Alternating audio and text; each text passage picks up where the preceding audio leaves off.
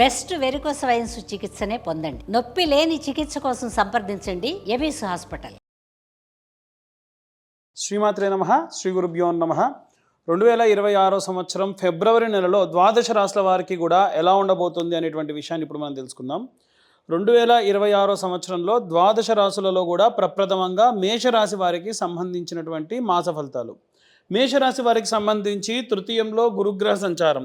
ఎప్పుడు కూడా మనకి గురువు 2, 5, 7, 9, 11 స్థానాల్లో మాత్రమే లాభదాయకంగా ఉంటారు. కాబట్టి విద్యార్థులు, గృహిణులు, అలాగే ఏవైనా నూతనంగా వ్యాపారం చేయాలనుకునేటువంటి వారు కానీ, వివాహం కోసం ఎదురు చూసేటువంటి వారు ఎవరైతే ఉన్నారో వారికి ఇదంత సానుకూలమైనటువంటి కాలం కాదు.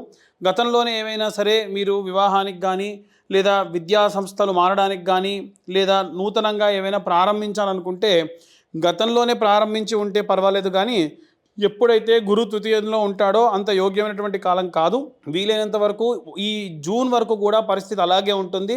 ఈలోపు మీరు మైగ్రేట్ అవ్వడానికి కానీ, ఇంకేమైనా సరే మారడానికి కానీ, చేయడానికి కానీ సంసిద్ధం అవ్వండి తప్ప ఈ సమయంలో చేసుకోవడం అంత మంచిది కాదు. అలాగే 12వ స్థానంలో అంటే ద్వాదశ స్థానంలో వచ్చేసరికి శనిగ్రహ సంచారం కూడా ఉంది. అది వ్యయస్థానం. 12వ స్థానంలో కూడా శని లాభించడు. శని ఎప్పుడు కూడా 3, 6, 11 స్థానాల్లో మాత్రమే లాభిస్తాడు. కాబట్టి ఎవరైనా సరే ఇండస్ట్రియల్ రిలేటెడ్ ఏదైనా ఇష్యూస్లో కానీ, ఏదైనా ఆ పరంగా చేసే పనులలో కానీ చాలా జాగ్రత్త వహించాలి. ఏవైనా సరే ఇనుముతో కానీ, ఏదైనా వాహనంతో కానీ పనులు లేదా ఏవైనా వ్యాపారం చేసే వాళ్ళు కూడా చాలా జాగ్రత్తగా ఉండాలి. ఏకాదశ స్థానంలో మనం ఇక్కడ 2 విషయాలు చెప్పాలి. ప్రథమార్థం, ద్వితీయార్థంగా విడతీసి కనుక మనం చూస్తే కరెక్ట్గా 14వ తారీఖు కంటే ముందు వరకు కూడా సూర్యుడు, బుధుడు, శుక్రుడు, కుజుడు కూడా ఈ యొక్క మకర రాశిలో సంచారం చేస్తూ ఉన్నారు. అంటే 14వ తారీఖు వరకు కూడా మేషరాశి వారికి ఈ గ్రహాలన్నీ కూడా చూసుకుంటే మనకి దశమ స్థానంలో సంచారం చేస్తున్నాయి. అంటే గవర్నమెంట్ ఎంప్లాయీస్కి, గవర్నమెంట్తో పనిచేసే వాళ్ళకి, రాజకీయ నాయకులకి, అలాగే ఏవైనా సరే ఫారిన్ కంట్రీస్కి వెళ్ళాలనుకునేటువంటి వారికి అందరికీ కూడా ప్రథమార్థం, ద్వితీయార్థం 2 బాగున్నాయి. ఎందుకంటే 10, 11వ స్థానాలు 2 కూడా లాభించేటువంటివే. ఇవి కాకుండా బుధుడు మాత్రం మనకి అవి కూడా 10, 11 స్థానాల్లో అంటే ఈ 2 ప్రదేశాల్లో సంచారం చేస్తున్న లాభం చేకూరుతుంది వ్యాపారస్తులందరికీ కూడా. అది కూడా బాగానే ఉంది. అయితే శుక్రుడు, రాహువు మాత్రం ఇక్కడే సంచారం చేస్తూ ఉన్నారు. శుక్రుడు ఎప్పుడైతే రాహువుతో కలిసి సంచారం చేస్తూ ఉన్నాడో, శుక్రుడు మరియు రాహుగ్రహ సంచారం ఏదైతే ఉందో దశమంలో మాత్రం లాభించాడంటే ఆయన 14వ తారీఖు వరకు కూడా సంచారం చేస్తున్నటువంటి ఏదైతే ఉందో అది మాత్రం అంతగా యోగించదు. ఒకసారి 14వ తారీఖు మారిన తర్వాతకి యోగిస్తూ ఉంది. అలాగే ఈ యొక్క నవమ స్థానంలో చంద్రగ్రహ సంచారం. 9వ ఇంట చంద్రుడు అంతగా యోగించడు. కాబట్టి 9వ స్థానంలో కూడా చంద్రుడు ఉన్నప్పుడు మనస్సు ప్రశాంతంగా ఉండదు. చంచలమైనటువంటి మనస్తత్వంతో ఎక్కువగా ఉండేటువంటి అవకాశం ఉంటుంది. అలాగే ఈ యొక్క మేషరాశి వారికి సంబంధించి 5వ స్థానమునందు కేతుగ్రహ సంచారం. కేతువు కూడా 3, 6, 11 స్థానాల్లోనే బాగుంటాడు, మిగిలిన స్థానాల్లో బాగుంటాడు. కాబట్టి ఏవైనా chartered accountancy, accounting related, finance department, CIBIL score related లోన్స్కి వెళ్తే కనుక అంతగా యోగించదు. ఎందుకంటే కేతువు యొక్క అధిదేవత చిత్రగుప్తుడు ఈ డిపార్ట్మెంట్స్ అన్నిటికీ కూడా అధిదేవతగా వర్ణిస్తూ ఉంటారు. కాబట్టి ఇక ఇక్కడ నేను రాసినటువంటి 17, 18, 19, 26 తేదీలలో ఎవరూ కూడా ఎటువంటి నూతనమైన పనులు కూడా చేయకూడదు. ఎందుకు ఈ యొక్క ప్రత్యేకంగా చెబుతున్నాము అంటే 17, 18, 19వ తారీఖులలో పంచగ్రహ కూటమి అనేటువంటిది జరుగుతూ ఉంది. 5 గ్రహాలు కలిసి ఉన్న కారణం చేత ఏ పని చేసినా, ఏవైనా కాస్త మనుషులతో కలిసి కూడి చేసేటువంటి పనులు చేసినా అక్కడ గొడవలు ఎక్కువగా జరిగేటువంటి అవకాశం కనిపిస్తూ ఉంది. అలాగే 26వ తారీఖు కూడా చూసుకుంటే అదే విధంగా మనకు గోచరిస్తుంది. కాబట్టి ఎట్టి పరిస్థితులలో ఈ యొక్క 26వ తారీఖున 17, 18, 19 తారీఖులలో చాలా జాగ్రత్తగా ఉంటే మంచిది.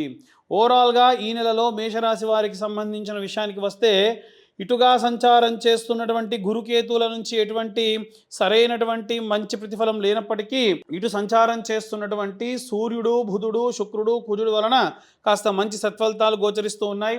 ముఖ్యంగా శుక్ర రాహువుల యొక్క కలయిక ఏదైతే ఉందో, శుక్రుడు రాహువు కలిసి ఎప్పుడైతే ఉంటారో అప్పుడు అద్భుతంగా ఉంటుంది. అది కూడా ద్వితీయార్థం అంటే 15వ తారీఖు తర్వాతకే బాగుంటుంది. అది కూడా ఏదైనా ఫిలిం డిపార్ట్మెంట్లో లేదా మాస్ మీడియాలో ఉన్నవాళ్ళు, సినీ రంగానికి సంబంధించిన వారికంటే రాహువు శుక్రుడు ఇద్దరు చేసేది ఏంటంటే ఉన్నది లేనట్టుగా లేనిది ఉన్నట్టుగా చూపిస్తారు. కాబట్టి ఆ విధంగా వారికి ఖచ్చితంగా బాగుందని చెప్పవచ్చు.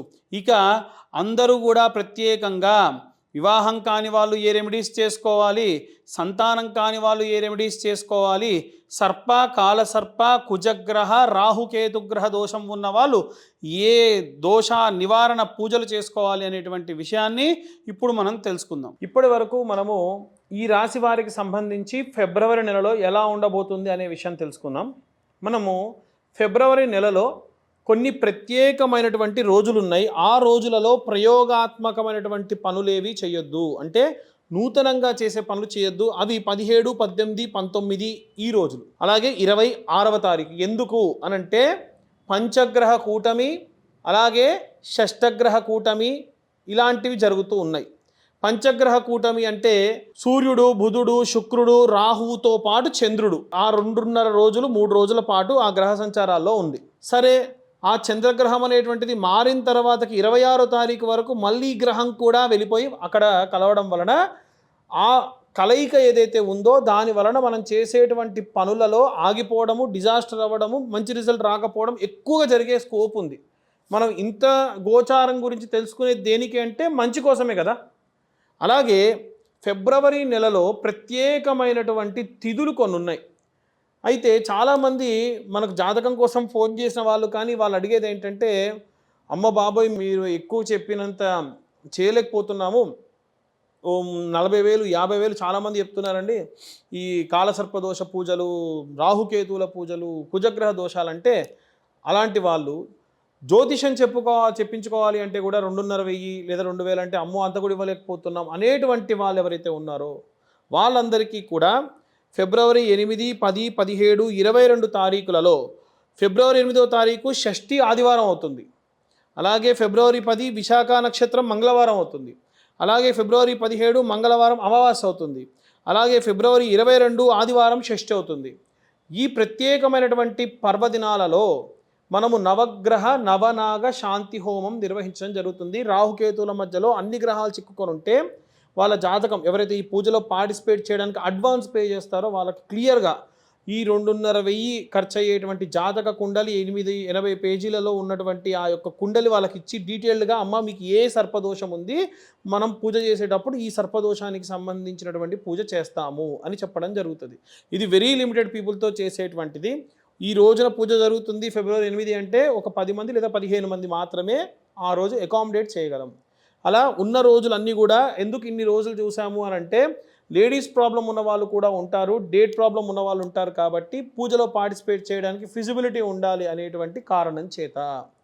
అలాగే ప్రతి నెల ఆఖరి మంగళవారం నాడు వివాహం కానటువంటి అమ్మాయిలకి అబ్బాయిల కోసము వర కన్యా పాశుపత హోమాలు కూడా నిర్వహించడం జరుగుతుంది.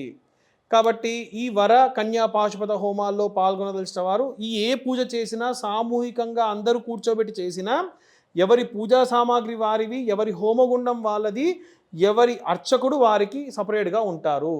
ఎందుకు అంటే చాలామంది అన్నారు పెద్ద హోమగుండం పెట్టచ్చు కదా అని అంటే, ఒకటే గిన్నె ప్రసాదం వండాము అందరికీ ఆ గిన్నె తెచ్చి మీరే తినండి అంటే అది ఎలా ఉంటుంది? అలా కాకుండా ఎవరి వారికి చిన్న డొప్పలో మనం ప్రసాదం పెట్టినా నా ప్రసాదం నాకు వచ్చింది అనేటువంటి తృప్తిగా ఉంటుంది. అలాగే హోమం ఎందుకు చేయాలి, పూజ ఒకటే చేయొచ్చుగా అంటారు. భగవంతుడికి హోమం హవనగుండంలో వేసింది ఏదైనా పూర్తిగా పచనమై వెళ్తుంది. ఎవరికి భోజనం పెట్టినా మనం కడుపు నిండా పెట్టినట్టు భగవంతుడికి కూడా హోమం చేస్తేనే వేసిన పదార్థాలన్నీ పూర్తిగా భగవంతుడికి చేరుతాయి. కాబట్టి ఖచ్చితంగా హోమం చేయాలి. దానికి సపరేట్గా ప్రతి ఒక్కళ్ళకి ఒక అర్చకుడు ఉంటాడు. అలా ఈ రోజులన్నింటిలో కూడా అలాగే ఫిబ్రవరి 24వ తారీఖున వచ్చేటువంటి ఆఖరి మంగళవారం రోజు కూడా వరకన్యా పాశుపత హోమాలు నిర్వహించడం జరుగుతుంది. ఆసక్తి కలవారు ఎవరైనా సరే కింద ఉన్న నెంబర్ కాంటాక్ట్ చేయొచ్చు. ఇవే కాకుండా మనకు ఫిబ్రవరి 1వ తారీఖు ప్రత్యేకమైనటువంటి పర్వదినం, అది మాఘ పౌర్ణిమ అని అంటారు.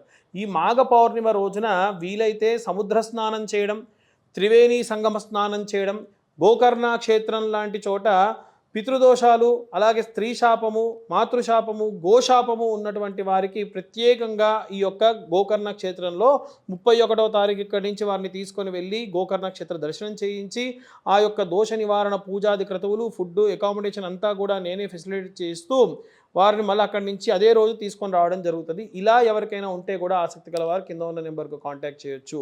ఇవే కాకుండా ఈ నెలంతా కూడా వీరు అందరూ కూడా అన్ని జాతక వర్గాల వారందరూ కూడా 21 ప్రదక్షిణాలు నవగ్రహాలకి చేయడం, అలాగే 6 ప్రదక్షిణాలు యాంటీ క్లాక్ వైజ్ డైరెక్షన్లో ప్రదక్షిణాలు చేయడం వల్ల సంపూర్ణమైనటువంటి దోష నివారణ కూడా జరుగుతుంది. ఇవన్నీ కూడా గోచారరీత్యా తెలుసుకునేటువంటివి. ఇవేవి కాదండి, మాకు జాతకం కావాలనుకుంటే కింద ఉన్న నెంబర్కి మీ ప్లేస్, మీ date of birth, time, place పంపించండి. పూర్తి జాతకం 60-70 పేజీల్లో విశ్లేషణగా ఇవ్వడం జరుగుతుంది. సర్వే జనా సుఖినో భవంతు. స్వస్తి.